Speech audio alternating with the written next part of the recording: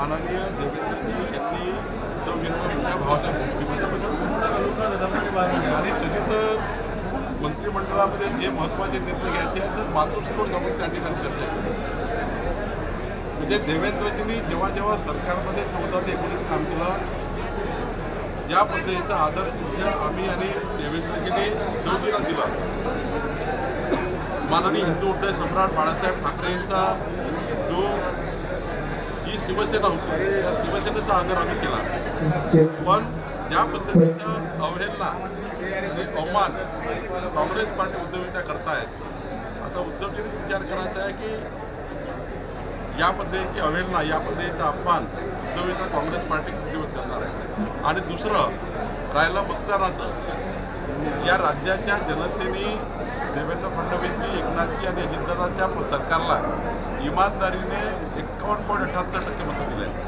घरोघरी जाऊन आम्ही त्या ठिकाणी एक मत मागितलं आणि त्यामुळं आता ते राहुल गांधी हे काहीतरी तुमच्या निवडणुकीमध्ये आपल्या कार्यकर्त्यांना टिकवण्याकरता, आपली पार्टी टिकवण्याकरता हे असं निवडणूक आयोगावर आणि संभ्रमाचं वातावरण तयार करून आपली पार्टी टिकवण्याचा प्रयत्न करतात असं मला वाटतं. याच्यामध्ये काही दम नाही आहे. ज्या बाबीला महाराष्ट्राने देशाने सरकार निवडून दिलं, महाराष्ट्राने सरकार निवडून दिलं, त्या मतदार राजाचा अपमान करणे. राहुल गांधी वारंवार मतदार राजाचा अपमान करताय. ज्या व्यक्तीने मतदान केलं त्यांचा अपमान करताय. लोकसभेच्या निवडणुकीमध्ये त्यांना मतदान केलं तेव्हा ते बोलले नाही, पण विधानसभेच्या निवडणुकीत आम्हाला मतदान केल्यावर त्या वारंवार असं म्हणतात आहे की मतदान चुकीचं आहे. खऱ्या अर्थाने मतदारांचा अपमान करण्याचा अधिकार राहुल गांधीला नाही आहे आणि त्यामुळं राहुल गांधींनी मतदारावर शंका घेऊ नये. रांगेवरून टीका करणारे लोक नाही, मला काही त्याच्यावर आम्ही पण टीका केली. आम्ही कुठं म्हटलं, आम्ही हेच म्हटलं की आमच्या वेळी माननीय उद्धवजी हे उच्च स्थानावर आम्ही त्यांना नेहमीच मानलेलं आहे. माननीय देवेंद्रजी मुख्यमंत्री असताना त्या ठिकाणी आम्ही उद्धवजींना त्यांना मोठ्या भावासारखं त्या ठिकाणी प्रत्येक वेळी निर्णय घेताना विचारात घेतलेला आहे. आणि त्यामुळं आता त्यांची आम्ही कुठं टीका करतोय, त्यांनी तपासायचं त्यांचं स्थान कुठे आहे, आम्ही काहीच म्हटलं नाही आहे. पण आम्हाला वाईट वाटतं की महाविकास आघाडीमध्ये या पद्धतीनं उद्धवजीची त्या ठिकाणी ते अवहेलना करतात, एवढंच बोललो आहे. सर, सनातन हिंदू दहशतवादावर पृथ्वीराज चव्हाण यांच्या कानशिलेत लागवणाऱ्याला 2 लाख रुपयाचं बक्षीस देण्याची घोषणा चतुर्वेदी यांनी केली आहे. ते याबद्दल मला हे बोलणं बरोबर नाही. कोणाच्या काळजीला शेवटी प्रत्येक व्यक्ती सन्माननीय आहे. फक्त बोलताना मात्र विचार बोललं की प्रत्येकाने कोणाच्या कांचीलात लावणे, कोणाला हे करणे ते करणे या भाषा मला मान्य नाही. सांगितलं की काही कोल्हापूरमध्ये त्यावर आम्ही सांगितलं की 14 ते 19 देवेंद्र फडणवीस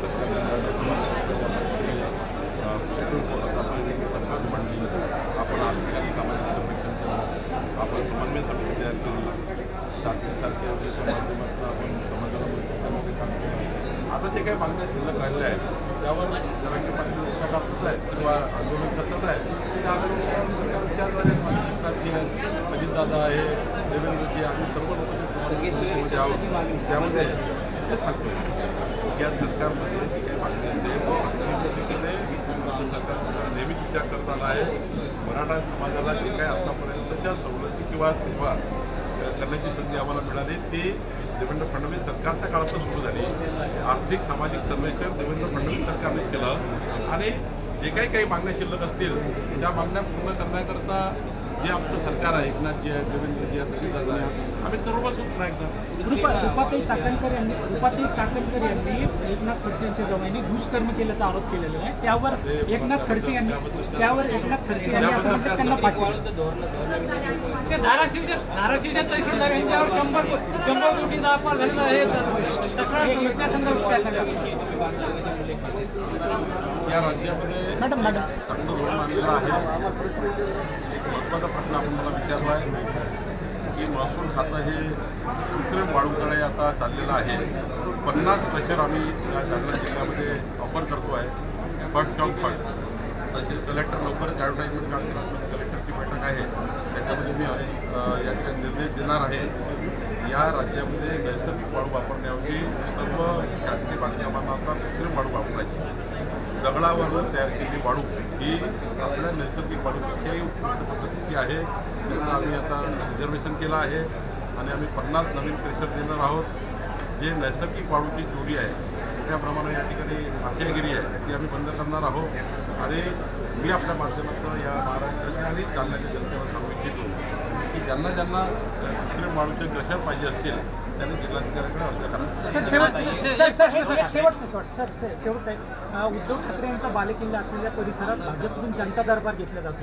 मुंबई महानगरपालिका डोळ्यासमोर ठेवून हा भाजपकडून जनता दरबार घेतला जातो. असा जनता दरबार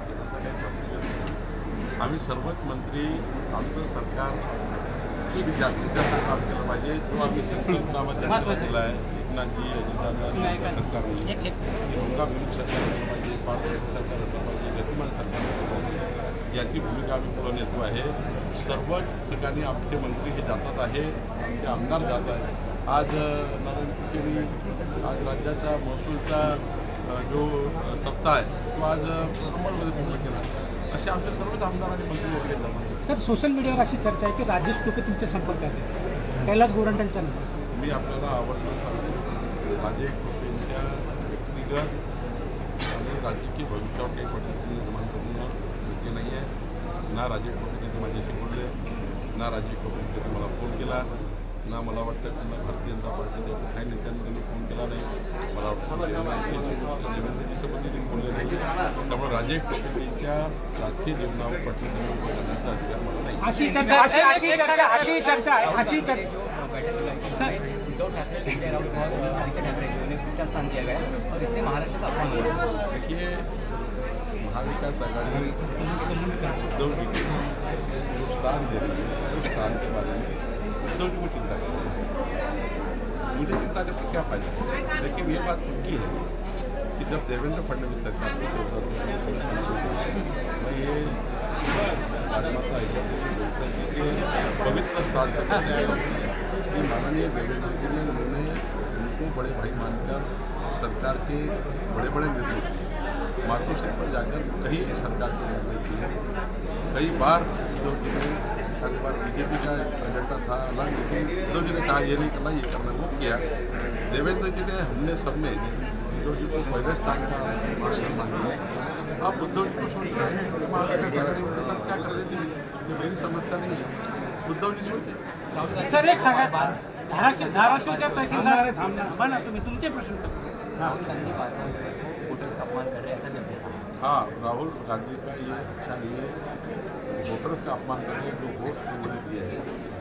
जब सांसद का चुनाव आया था, जनता ने 31 सीटें उनकी चुन के दी, 31 सीट्स चुन के दी और एक मेंबर ऑफ पार्लियामेंट महाराष्ट्र उनके चुन गया. तब उन्होंने ये नहीं कहा कि तुम्हारा EVM खराब है, बोगस वोटिंग हुआ था. उस समय भी 7 बजे तक वोटिंग चला, उस समय भी 8 बजे तक लोग लाइन में लगे थे.